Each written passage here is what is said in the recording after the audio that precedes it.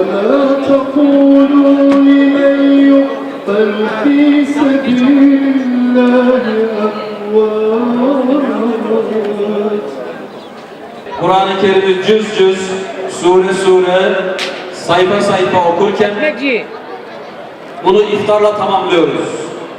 Maide ile tamamlıyoruz. Sofra ile tamamlıyoruz. Allah-u Teala kabul etsin. Kardeşlerim, bu Ramazan ayında tabii en çok konuşmamız gereken herhalde tabii ki şu anda bombalanan, şu anda katledilen Müslüman kardeşlerimizdir.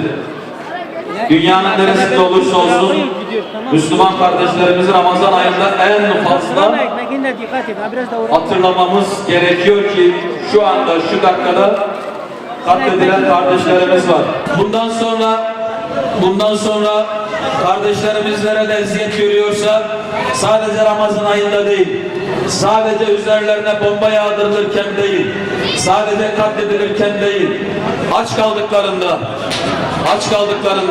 hapse atıldıklarında, kuşatıldıklarında, sürüldüklerinde, hakarete uğradıklarında, hakları gasp edildiğinde onların yanında olacağımıza bu Ramazan ayında bir kere daha söz vermiş olalım. Bir defa daha söz vermiş olalım. Ve yine bu Ramazan ayından sonra da Kur'an-ı Kerim hatimlerine devam edeceğimize söz vermiş olalım. Yani bu Ramazan ayı bize bir alışkanlık kazandırsın. Ramazan ahlakı kazandırsın ve misafir ağırlamanın ne kadar faziletli olduğunu, ne kadar sevaplı olduğunu kazandırsın. Bu aklın, bu hayatın, bu sıhhatin, bu kardeşliğin, bu imanın, bu Kur'an'ın şükrünü eda etme alışkanlığı kazandırsın. Ben Rabbim için ne kadar şükür sahibiyim. Ona şükretmek için ne yapıyorum? Hani onun dini için çalışıyor muyum? Kardeşlerim için bir hizmetim var mıdır? Bu Kur'an için bir gayretim var mıdır? Bunu öğrenmek için, öğretmek için, anlamak için, anlatmak için bir çabam var mıdır? Bu soruları Ramazan ayı bize sordu. Bundan sonra da biz kendimize soralım. Küs olduğum yakınlarım, hala küs mü devam edeceğiz? Hala birbirimize ters mi bakacağız? Hala birbirimizin kuyusunu mu kazacağız? Hala birbirimize sırtımızı mı çevireceğiz? Birbirimize hala haset etmeye devam mı edeceğiz?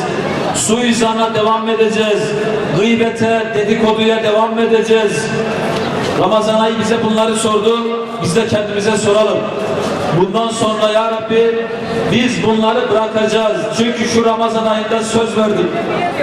Şu Ramazan ayında aç kalırken, iftara kadar Rabbimizin emrine uyarken söz verdik ki kardeşlerimize bundan sonra haset etmeyeceğiz. Bundan sonra haset etmeyeceğiz. Onları üzmeyeceğiz. Aramızda husumeti kaldıracağız. Küskünlükleri, dargınlıkları kaldıracağız. Kur'an üzerinde, Peygamber Efendimiz sallallahu aleyhi ve sellem üzerinde inşallah bir araya geleceğiz. Onun sünnet-i seniyesi üzerinde aynı teravihte bir araya geldiğimiz gibi, bayram namazında bir araya geldiğimiz gibi, şu iftar sofrasında bir araya geldiğimiz gibi inşallah kardeşlerimizle bu din üzere, bu iman üzere, bu ahlak üzere, Rabbimize şükür üzere bir araya gelmeye devam edeceğiz.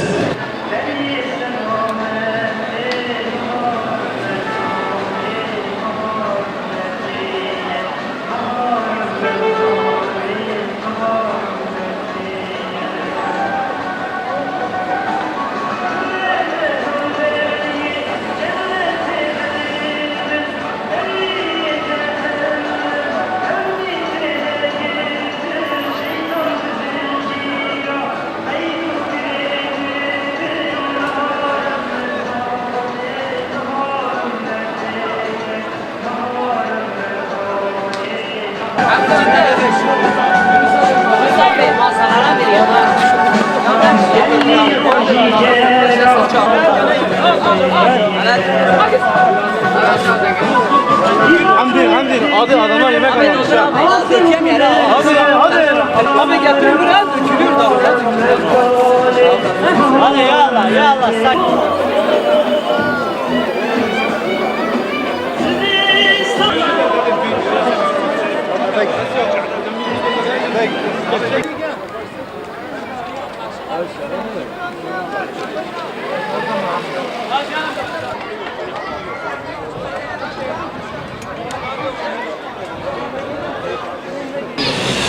Ramazan ayında derneğimiz Yusfider'in üyesi olduğu Peygamber Sevdalıları platformunun düzenlemiş olduğu 1000 kişilik yemeğe elhamdülillah çok şükür halkımız gereğinden fazla teveccüh etti ve verdiğimiz yemekte yer bulamaz olduk.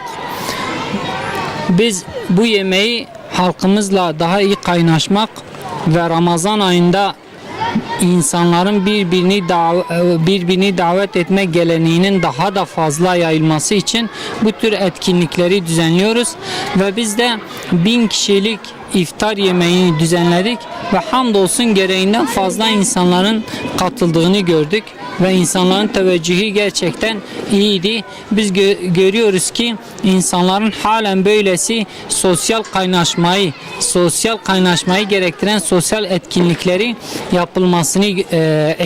yapılmasına ihtiyaç duyulduğunu gördük. Bundan dolayı bu programı düzenledik ve memnun olduk. Katılanlardan da Allah razı olsun.